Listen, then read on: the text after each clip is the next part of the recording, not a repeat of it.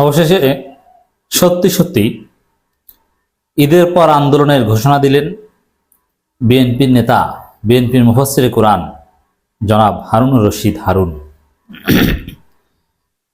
হাসিনার প্লটখোর দম্পতি হারুন পাপিয়া দম্পতি তারা এখন ঈদের পর আন্দোলনের ঘোষণা দেন। সত্যি কি এবার সেই ঈদের পর আন্দোলনের স্বপ্ন পূরণ হবে? জনগণের দৃষ্টি এখন ঈদের পর কি হয় সেদিকে।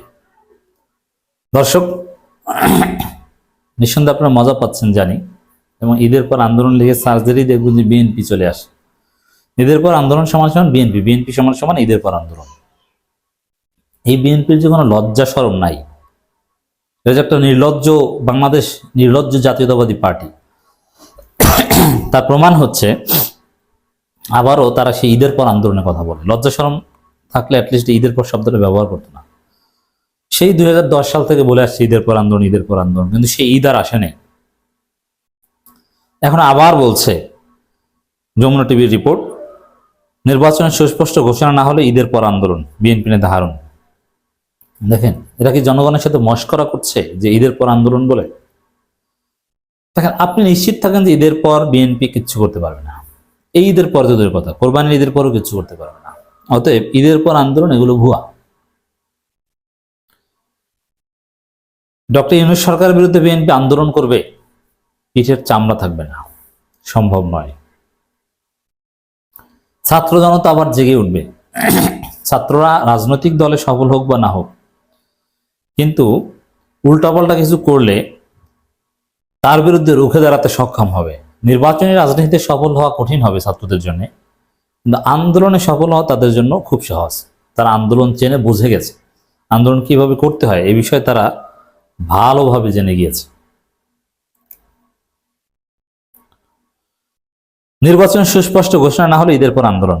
ঈদের আগে নির্বাচনের সুস্পষ্ট কোনো ঘোষণা সম্ভব নয়। দেখেন, বিএনপি কিন্তু বলেছিল যে 15 ফেব্রুয়ারির মধ্যে রোডম্যাপ চাই। কোন রোডম্যাপ হয়েছে?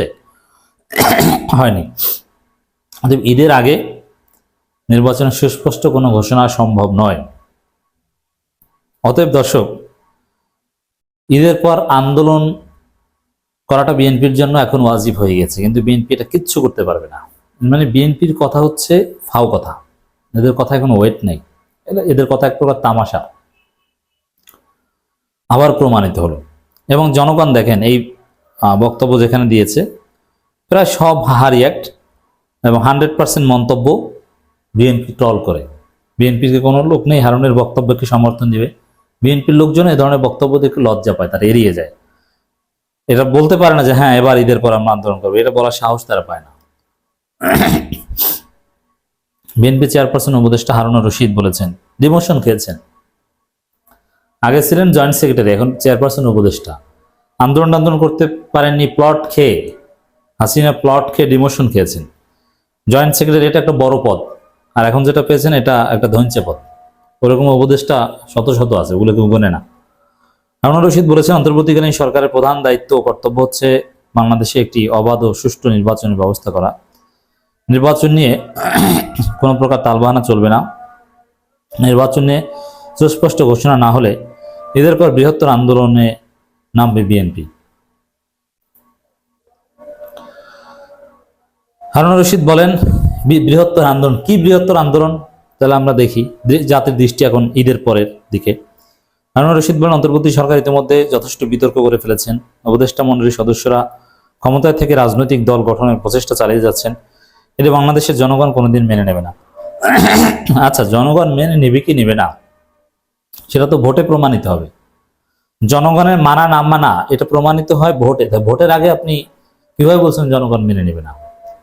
আর আপনারা বলছেন আপনারা মানবেন, আপনারা কি করবেন? ওদেরকে পিটাবেন? হ্যাঁ, অলরেডি বলেছে, যেখানে নাগরিক কমিটি সেখানে গণধোলাই, এটা ওরা বলেছে।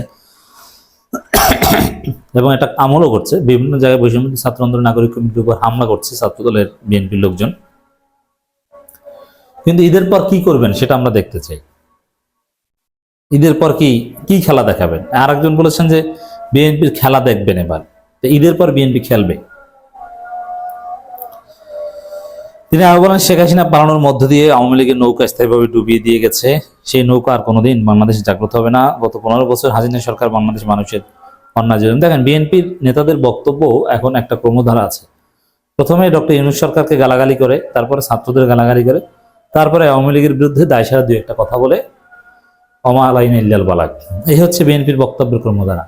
আপনি হারুনের বক্তব্য শুনবেন, দুদুর বক্তব্য শুনবেন, এমনকি মির্জা ফখরুলের বক্তব্য শুনবেন। এইভাবেই প্রথমে ইউনূসকে ইঙ্গিত করে কিছু বলবে, তারপরে ছাত্রদের, তারপরে আওয়ামী লীগকে। আর জামাত শিবিরের বিরুদ্ধে জিকির করা এটা আলাদা অ্যাসাইনমেন্ট, এটা করছে।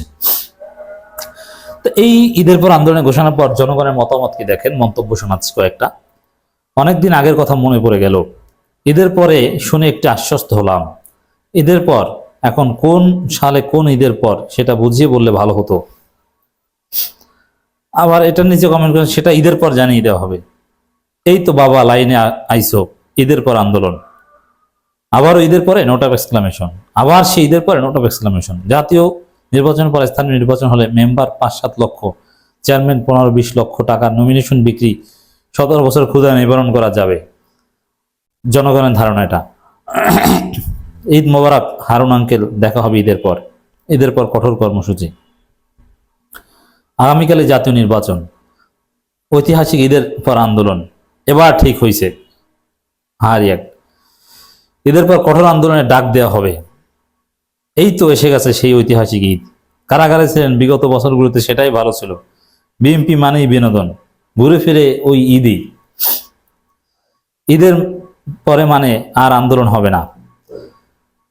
কোন ঈদ সেটা পরের ঈদে জানিয়ে দেওয়া হবে। ঈদের পর সরকার পতনের এক দফা আন্দোলন চাই। এদের কি ঈদের পরে ছাড়া আর কোনো কাম নাই? আবারও ঈদের পর, মানে এইভাবে 100% মন্তব্য। জনগণ বিএনপিকে ট্রল করছে। তো বিএনপির অবস্থান কিন্তু এখন ট্রলের পর্যায়ে। আবারও সেই ঈদের পর তামাশা।